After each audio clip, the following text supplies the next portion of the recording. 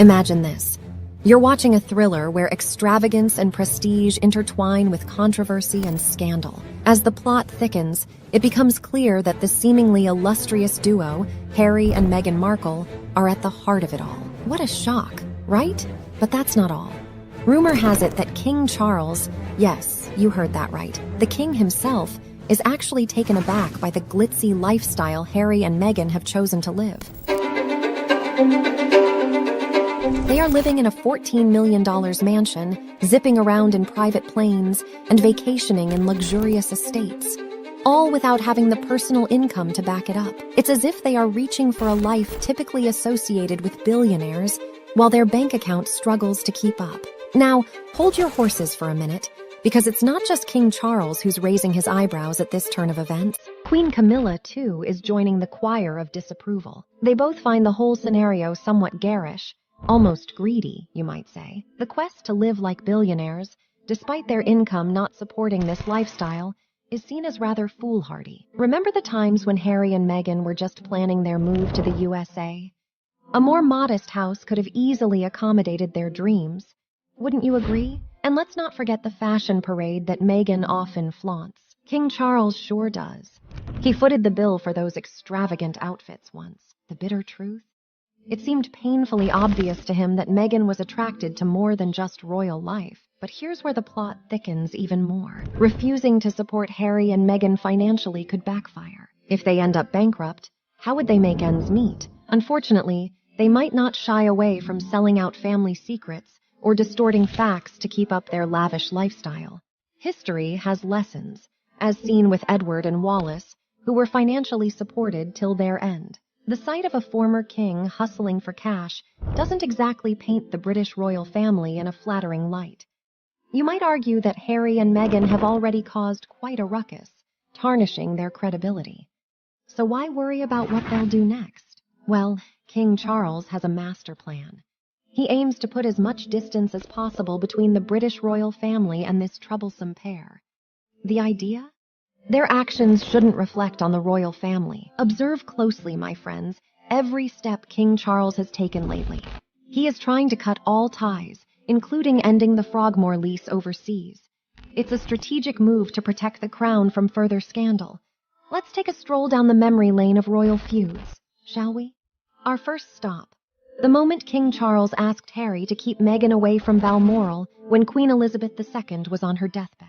Then there were Archie and Lily's birthdays that went unnoticed. Also, remember the conspicuous absence of any acknowledgement when Harry and Meghan underwent a change in title. The pattern is pretty clear. Charles has been pushing Edward and Sophie to the forefront, distancing himself further from the controversial couple. Charles's disappointment in his son runs deep. Witnessing Harry forsake his royal privileges for an ill-planned celebrity lifestyle in America is particularly disheartening. And the fact that Harry and Meghan don't seem to have a clear strategy to achieve their ambitious plans, well, that only adds to their reputation as international pariahs. As a king, and more importantly, as a father, Charles is concerned about his legacy and the future of his family. However, don't mistake his disappointment for indifference. No matter how let down or hurt he feels by Harry's actions, he can't mask his fatherly love. If necessary, he would likely step in to provide some assistance. But let's ponder for a moment over the possibility of Harry and Meghan going bankrupt. Yes, they currently enjoy a loosely comfortable wealth, but their fortune could evaporate if they continue with their current lifestyle. With enough financial discipline, they could live out their lives in luxury. But if they fail to fulfill their Netflix contract and rake in the projected amount, they might find themselves in a financial pickle, especially considering their house is, as per my understanding, mortgaged. They might need to downsize or even relocate to a mortgage-free property with security, a sensible choice given their situation. In extreme circumstances, they might consider returning to the UK, leasing property from Charles, or accepting a governorship position somewhere that could provide security. Although bankruptcy seems unlikely, one can never be too sure. It all hinges on the operational cost of their organization, Archewell, and the funds it requires to function smoothly. Or Harry could release another tell-all book, securing himself a few more $1 million. Where did things go wrong? Some argue that the British royal family made a misstep by coddling Harry too much. They inflated his resume, glorified his military profile, and failed to hold him accountable during his infamous Vegas scandal and the distasteful episode where he compared a soldier's role to a video game. Clearly, Harry has been grappling with issues for a while, but the royal family chose to paint a picture-perfect image instead of addressing the elephant in the room. The public sentiment isn't in their favor either. If Harry and Meghan were to return and live off taxpayers while resuming royal duties, it could cause a public uproar. It would be more palatable for the public if King Charles III chose to support them using his private funds and housing them on private property. Is there a way back into public acceptance for the couple?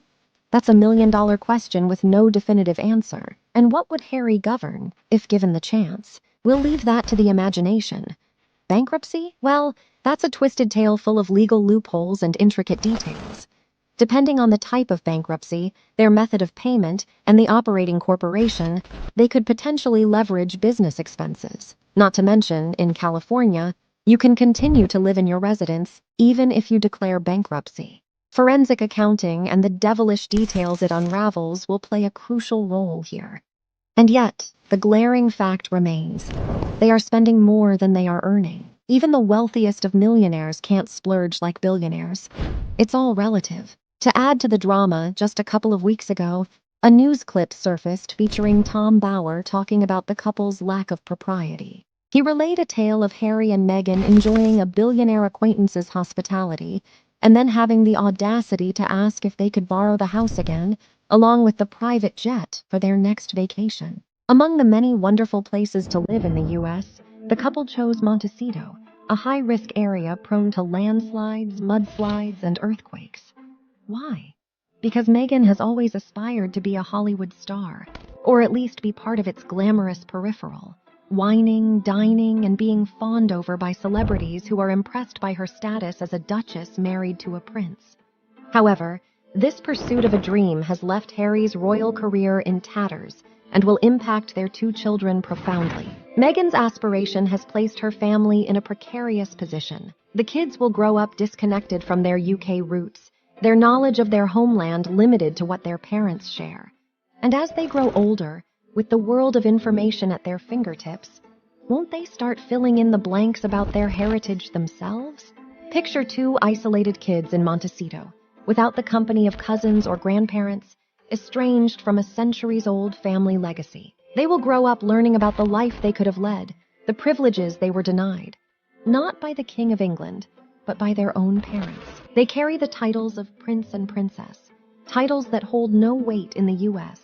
and were bestowed upon them by their parents, casting a long shadow on their American life. To dig deeper into the extravagant lifestyle of Harry and Meghan, one can't help but draw parallels with Guy de Maupassant's iconic short story, The Diamond Necklace. Now, without giving away too much, the story revolves around a woman whose insatiable desire for social status and material possessions lands her family in debt. Her husband, reminiscent of Harry, is a pushover, willing to face financial ruin rather than curb his wife's excessive spending. Now, here's where the stark difference comes into play. In The Diamond Necklace, when the wife loses the valuable necklace, the couple takes responsibility for their mistake. They don't pull a Harry and Meghan, blaming their friend for the loss and expecting them to deal with it because it wasn't their fault. Yes, the wife in the story is superficial, but she's not a freeloader. She repays her debt, showing more courage than what we can imagine from Harry and Meghan. They confessed to their loss only after they had repaid the loan, living hand to mouth, highlighting an important point. Harry and Meghan seem to be more focused on maintaining appearances rather than living comfortably within their means. They appear ready to drain Harry's life savings on a lavish lifestyle to pretend they're as well off as Oprah, rather than admit they are less wealthy. In the end, it's their pride, vanity, and relentless pursuit of social standing that may be their undoing, just like the couple in Maupassant's tale. What are your thoughts about Harry and Meghan's unchecked extravagance? Do share your views below.